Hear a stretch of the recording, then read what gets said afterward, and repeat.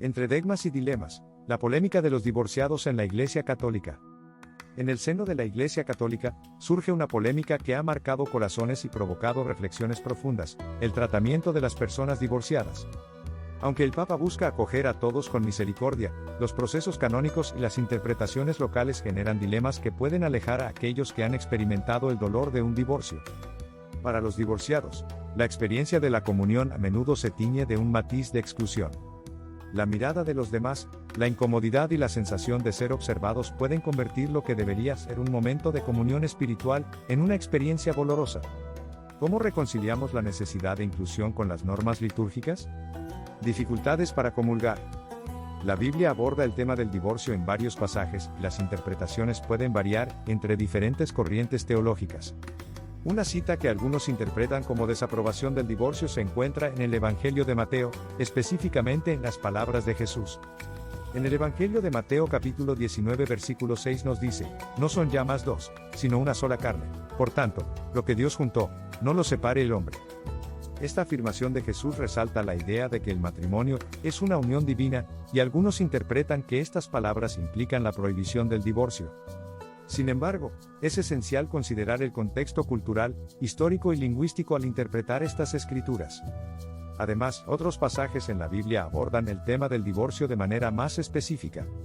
Es importante destacar que diferentes corrientes dentro del cristianismo tienen interpretaciones diversas sobre estos pasajes, y algunas comunidades cristianas son más comprensivas y permiten el divorcio en ciertas circunstancias, mientras que otras adoptan una posición más estricta basada en la interpretación literal de ciertos versículos. En muchas comunidades católicas, los divorciados a menudo enfrentan la dificultad de participar plenamente en la vida sacramental, particularmente en la comunión. Aunque el Papa Francisco ha expresado comprensión y apertura, la realidad en las parroquias puede variar, generando un rechazo que deja a muchos fieles en una encrucijada espiritual. Procesos canónicos sin nulidad. La Iglesia ofrece procesos canónicos para la nulidad matrimonial, pero la complejidad y la duración de estos procedimientos a menudo generan desafíos adicionales. ¿Cómo pueden los divorciados navegar por estos procesos de manera que no solo resuelvan cuestiones legales, sino que también restauren su conexión espiritual? La dificultad para comulgar para los divorciados plantea interrogantes fundamentales sobre la verdadera esencia de la fe, y la capacidad de la Iglesia para acoger a aquellos que han experimentado la complejidad de las relaciones humanas.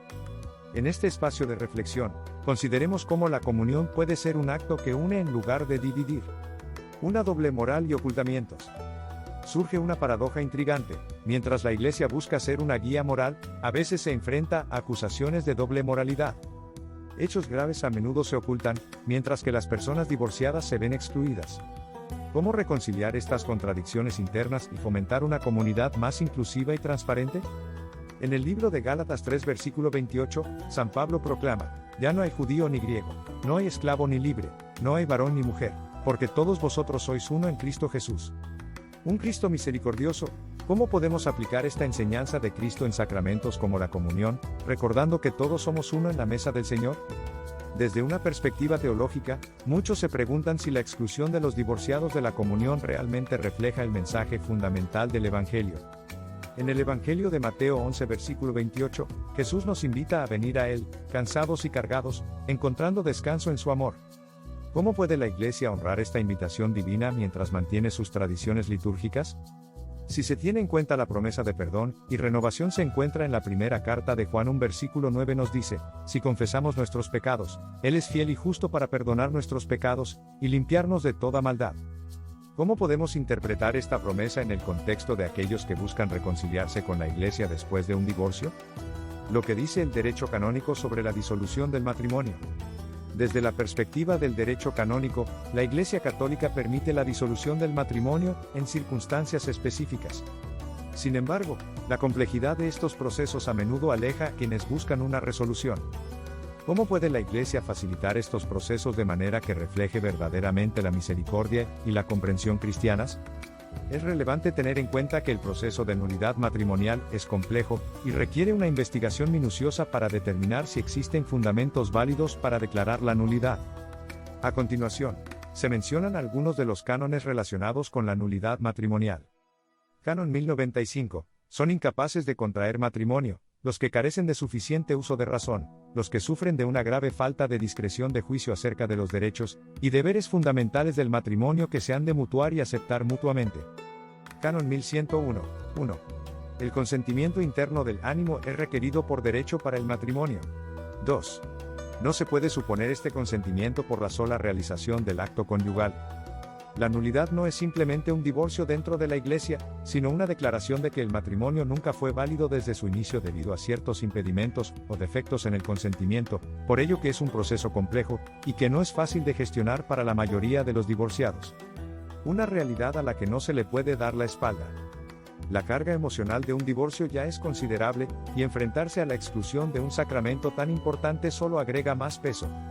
¿Cómo podemos comprender y aliviar el dolor de aquellos que, tras experimentar el quiebre de un matrimonio, también se sienten marginados de la plenitud de su fe? La polémica en torno a los divorciados en la Iglesia Católica plantea preguntas cruciales sobre la coherencia, la compasión y la verdadera misión de la Iglesia. En lugar de dividir, ¿puede la fe católica unir a aquellos que han enfrentado el dolor del divorcio, recordándonos a todos la esencia del amor y la misericordia que se predica? Mientras la Iglesia reflexiona sobre su relación con los divorciados, recordemos que todos somos seres imperfectos en busca de la gracia divina. En medio de las incertidumbres, es en la comprensión y la empatía donde encontramos la esencia misma de la fe.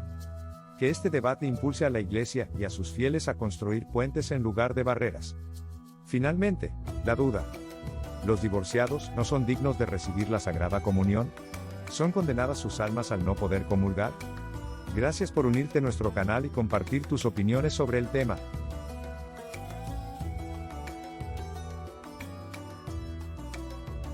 Entre dogmas y dilemas, la polémica de los divorciados en la Iglesia Católica.